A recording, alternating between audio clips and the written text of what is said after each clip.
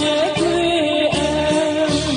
Mời ngược dòng nước về thăm ba trẻ quê em.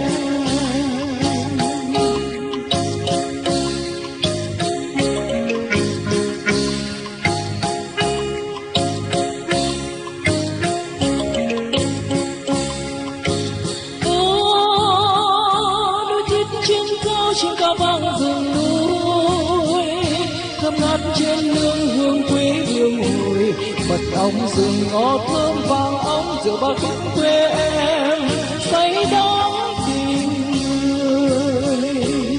Nhớ năm xưa theo lời bác gọi đi giải phóng quê hương, trai gái quê tôi đi theo cách mạng về căn cứ Hải Chi. Ta đoàn kết chung một lòng đầy giao tình chung sức, anh là sáng chị em là sáng diêu cùng sát cánh bên nhau.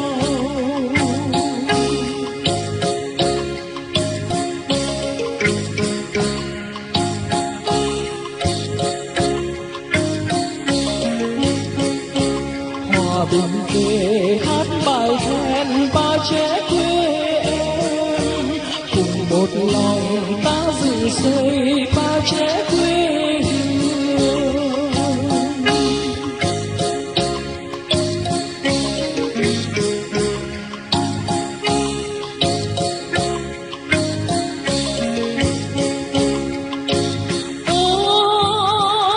Ba trẻ lương bóng thành sơn đài,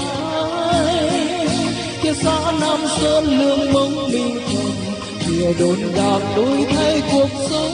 Nhìn lúa ngô xanh xanh khắp núi rừng, anh đến quê em bây giờ khóc rồi, anh điểm sáng muôn nơi. Dậy phố đông vui với bao tiếng cười, màu khăn áo hồng tươi. Anh sẽ thấy quê hương em bừng lên bao sức sống, khắp rừng núi quê hương em rực thắm sắc muôn hoa.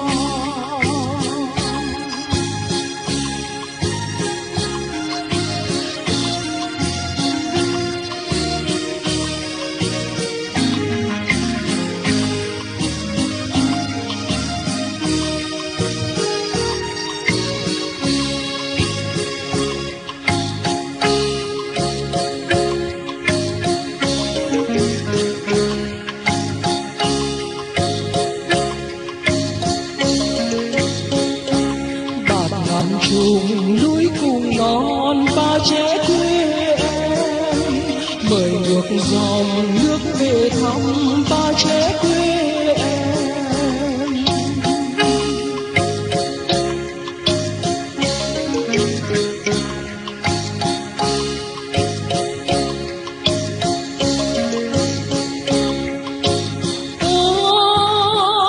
Núi tiếng chim cao trên cao vang rừng núi, thơm ngát trên nương hương quê hương hồi, mật ong rừng ngọt thơm vàng óng rượu ba khúc quê em say đắm tình người. Nhớ năm xưa theo lời bác gọi đi giải phóng quê hương, trai gái quê tôi đi theo cách mạng về căn cứ Hải Chi. Ta đoàn kết chung một lòng đầy giao tình chung sức, anh là sáng chị em là sáng diêu cùng sát cánh bên nhau.